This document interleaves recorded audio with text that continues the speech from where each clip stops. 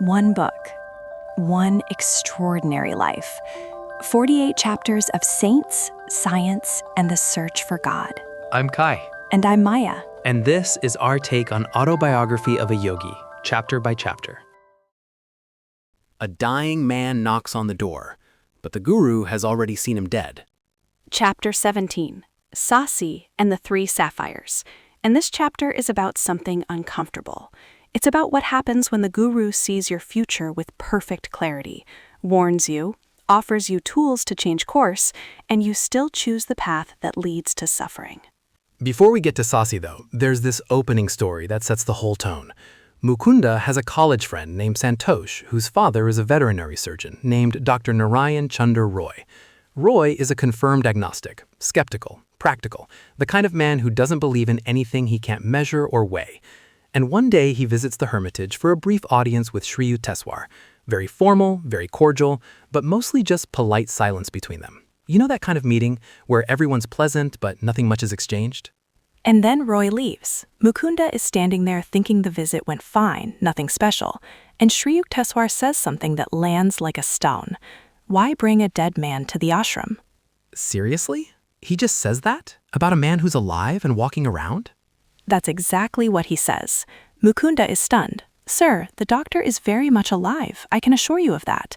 And Sri Yukteswar says calmly, but in a short time he will be dead. The guru sees it. He explains, Dr. Roy has advanced diabetes, though Roy doesn't know it yet, and his natural time to leave this earth is 6 weeks from today. 6 weeks. The man just walked out the door looking healthy, and the guru is saying he has 6 weeks to live. But then Sri Yukteswar adds something that shows how the guru's love actually works. He says, however, due to your intercession, because you care about him, Mukunda, on that 6th week, instead of dying, he will be healed. But there's a condition. Right, there's always a condition. He says Mukunda must get Roy to wear an astrological bangle, the same principle as last chapter, the subtle energy of metals buffering the astral body against karmic forces. But the challenge is that Roy will resist. Sri Yukteswar says the skeptic will object as violently as one of his horses before an operation. And everything unfolds exactly as predicted. Within 15 days, Roy falls ill. Fever, bedridden. The physicians are baffled. They run their tests. They don't know what's wrong. It's serious, life-threatening. And Mukunda goes to Roy and says, you have to wear an astrological bangle. My guru says it will help. And Roy, the man who laughed at such things, resists for a full week. He's a doctor. He believes in medicine, not superstition. But he's getting worse. The fever spikes. His condition deteriorates. And finally, fear does what logic couldn't. Fear cracks open the skeptic's armor. After a week of refusal, Roy consents meekly, like a stubborn horse, just as Sri Yukteswar said. He puts on the bangle, and the turning point begins. 2 weeks later, the physician treating him says, the case has turned. Your father may actually recover. And Mukunda is already certain. He tells the doctor, my guru has said that after a sickness lasting 1 month, Dr. Roy will be perfectly well. The physician stares at him like he's lost his mind. But 2 weeks after that, the physician comes back. His voice is filled with disbelief. Dr. Roy has made a complete recovery. It is the most amazing case in my medical experience. But here's the thing. Sri Yukteswar had also told Mukunda to advise Roy to stop eating meat, to change his diet and his habits. But he also said with certainty, he will not heed this counsel. His attachments are stronger than his will. And he added something devastating. In 6 months, just as he is feeling at his best, he will drop dead. Even that 6-month extension of life is granted him only because of your plea, Mukunda. So the 6 months is a gift, but the gift can't override the man's own choices.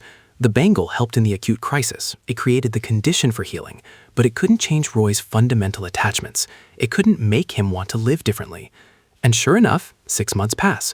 Roy recovers completely. He's vibrant, back to work, eating meat freely. He visits Mukunda and he's almost boastful. Look at me, I'm stronger than ever. That meat diet has actually strengthened me. And the next day, Santosh comes running to Mukunda's house. My father dropped dead this morning, just like that. He felt fine, and then his heart just stopped. 6 months to the day, exactly as Sri Yukteswar said. The grace was real, the healing was real, but Roy spent those 6 months reinforcing the very habits that led to his death. The guru doesn't override your choices. He sees them, he warns about them, he offers help, but you still get to choose. And sometimes the choice kills you. That's dark, but it's honest. And it sets up the main story of this chapter perfectly, because now we meet Sasi. Sasi, college friend of Mukunda's, charming, bright, spends happy weekends at the Serampore hermitage. Sri Yukteswar becomes fond of him. But Sasi has what you might call a wild and disorderly private life outside the ashram. Not terrible, but undisciplined, living for pleasure, not thinking about consequences. And Sri Yukteswar sees it with total clarity. So one day the guru sits him down, very formal, direct eye contact, and he says, Sasi, unless you reform your ways, 1 year hence you will be dangerously ill. And then he looks at Mukunda specifically and says, Mukunda is the witness. Don't say later that I didn't warn you. He's creating a record. He knows what's coming, and he loves Sasi enough to put it on the table. And Sasi, being young and charming, deflects with humor. Master, I will leave it to you to interest a sweet charity of cosmos in my own sad case. My spirit is willing, but my will is weak. I mean, that's such a human response. Using charm to dodge accountability. Making a joke about your own weakness so nobody can take it seriously. But Sri Yukteswar sees right through it. He says, at least you should wear a 2-carat blue sapphire. It will help stabilize your health. And Sasi says he can't afford one. And then Sri Yukteswar says something that sounds almost dreamlike in its certainty. In a year, you will bring 3 sapphires. They will be beautiful, they will be expensive.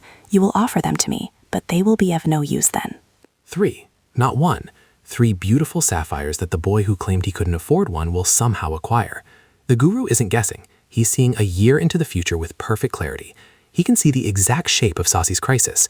He can see that the boy will wait until the very last moment and then bring not 1 sapphire but 3, trying to bargain with the universe through jewels. A year passes. Exactly 1 year later, Sri Yukteswar is at the Calcutta home of a wealthy disciple named Naran Babu, and the front door opens. Sasi. Sri Yukteswar stiffens in his seat. His voice goes cold. It is that Sasi. Both his lungs are gone. The tuberculosis has advanced. He has ignored my counsel. Tell him I do not want to see him. But Sasi doesn't hear these words. He arrives at the door tearful, coughing blood, weak, frightened.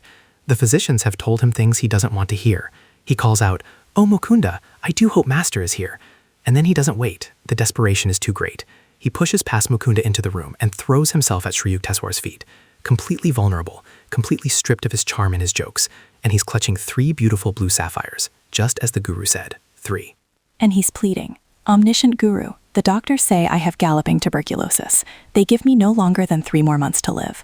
I humbly implore your aid." And Sri Yukteswar is unmoved at first. His voice is sharp. "Isn't it a bit late now to be worrying over your life? Depart with your jewels. Their time of usefulness is past." And then silence, absolute silence. Sri Yukteswar turns away like a stone, and Sasi sobs, not quietly, really sobs, for a full hour, in front of everyone. Naran Babu is watching, Mukunda is watching. Sasi is being forced to sit with his own desperation without comfort, without any escape. Just the weight of a year of choices, and the presence of a master who sees all of it. And the harshness isn't cruelty. It's always a hammer striking at illusion. Sasi came with sapphires as if they could fix this, as if he could bargain with the universe through blue stones. And the guru is refusing that story. He's saying there's no shortcut, there's no way to buy grace.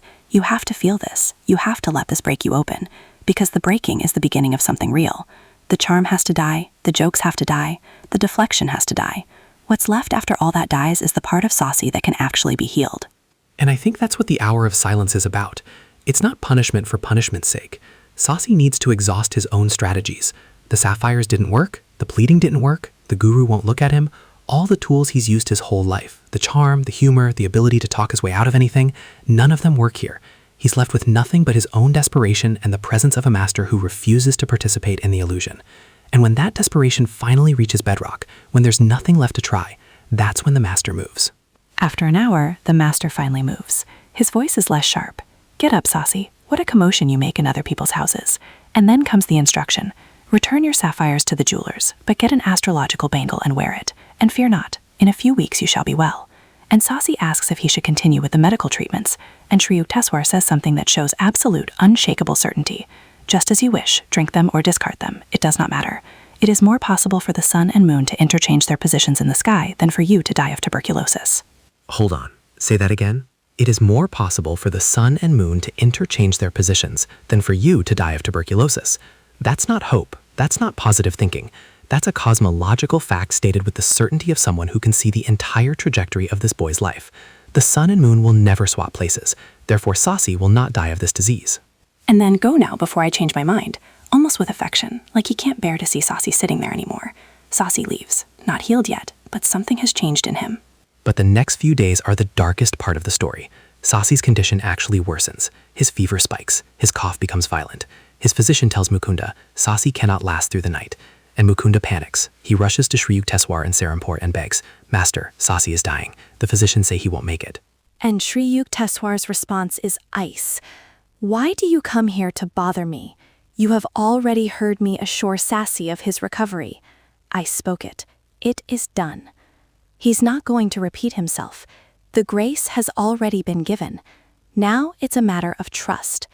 Pure trust without any reassurance or comfort. Mukunda returns to Calcutta in the night, uncertain if he'll find Sasi alive. And when he arrives at the house, Sasi is sitting up, alert, drinking milk. He tells Mukunda, "4 hours ago, I felt Master's presence in the room, as real as if he were physically here. And the moment I felt him, my terrible symptoms disappeared. The coughing stopped, the fever broke, the pain cleared. I feel entirely well." The guru's presence, not physical, but through the teacher-student connection, through the transmission of grace. That presence broke the illness like morning breaks the night. And this is the deepest form of the guru-disciple bond. You know, the master doesn't have to be in the room. He doesn't have to touch you or speak to you. His consciousness reaches you wherever you are. When you're at your lowest, when the physicians have given up, when everyone else has stepped away, the guru is there, through the invisible connection that was established the moment the teacher accepted the student. In a few weeks, Sasi is stouter and healthier than ever. His lungs clear completely. The physicians are astonished. The body that was supposed to die within 3 months is now thriving. And I keep thinking about what Sri Yukteswar said. It is more possible for the sun and moon to interchange their positions. Once the guru speaks healing with that level of certainty, the universe rearranges itself to match. The word of a realized master isn't a wish or a hope. It's a statement about reality, and reality conforms. But here's the part of the story that stays with me long after the miracles fade. Sasi seldom visits Sri Yukteswar again after his recovery. He gets better. His lungs heal completely. He's healthier than he's ever been. But he almost never comes back to the ashram. Too ashamed. He carries the memory of that hour of sobbing, of throwing himself at the guru's feet, of offering sapphires like a desperate merchant bargaining with God. And he can't face the master again. The healing came, the grace was total and unconditional, but Sasi couldn't transform his shame into gratitude. He wanted his life saved, but he didn't want to be reborn. He wanted the miracle without the transformation the miracle was trying to bring about. And that's the teaching of this whole chapter, you know? The guru's love is unconditional. The grace is complete, but it can't force transformation. Roy got 6 more months and spent them reinforcing his habits. Sasi got healed and couldn't return to the source of his healing. Free will is sovereign. Even the guru can't override it. He can see your future. He can warn you. He can heal your body. He can even stand between you and death. But he cannot make you wise. That's always your work. I mean, that's the hardest thing about this chapter. It's not the miracles, it's the limits. The guru has essentially unlimited power to heal and protect, but he has 0 power to change someone's character against their will. He can't force Roy to stop eating meat. He can't force Sasi to reform his lifestyle. He can't force anyone to choose differently. All he can do is see clearly, warn honestly, love completely, and wait. And sometimes waiting means watching someone walk right off a cliff you told them about a year ago. And sometimes it means healing them anyway, even knowing they won't come back, even knowing they'll be too ashamed to face you again. You heal them because that's what love does. It doesn't calculate whether the person deserves it. There's one more story in this chapter that shifts the tone completely. Mukunda's exams at Scottish Church College. His attendance has been, as the book delicately puts it, spasmodic. He's been spending all his time at the ashram soaking in spiritual education while his academic education falls apart. Now finals approach and he panics. Sri Yukteswar tells him, "Apply yourself diligently to your books for the next week. You shall get through your ordeal without failure."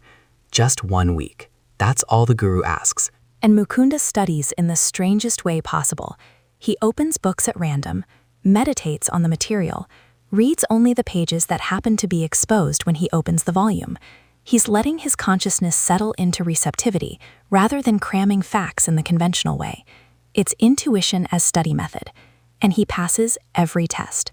By a hairbreadth, as Yogananda admits, just barely scraping through, but he passes. And then quietly, without Mukunda even knowing how it happened, Sri Yukteswar arranges for Serampore College to establish a 4-year bachelor's program so Mukunda can study near the ashram instead of traveling to Calcutta. The guru organizes the entire world around his disciples' development, not forcing anything, not demanding, just creating the conditions for growth with invisible hands. And when Yogananda mentions this later, the guru teases him. Perhaps now you'll become less of a last-minute prammer and more of a scholar. But Yogananda notes that somehow his tone lacked conviction. The master already knows what Mukunda's future holds. He's already seen everything. Academic credentials are a formality. The real education is happening in the ashram. And that's love too. Quiet, unseen, without needing acknowledgement.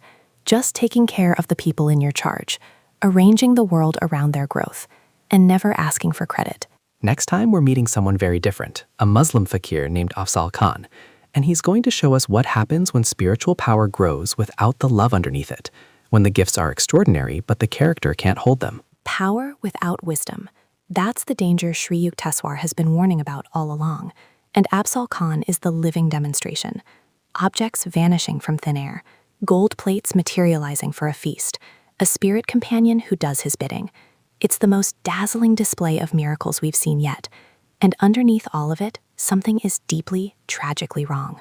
The opposite of everything Sri Yukteswar teaches, and it's Sri Yukteswar himself who tells the story. See you next time.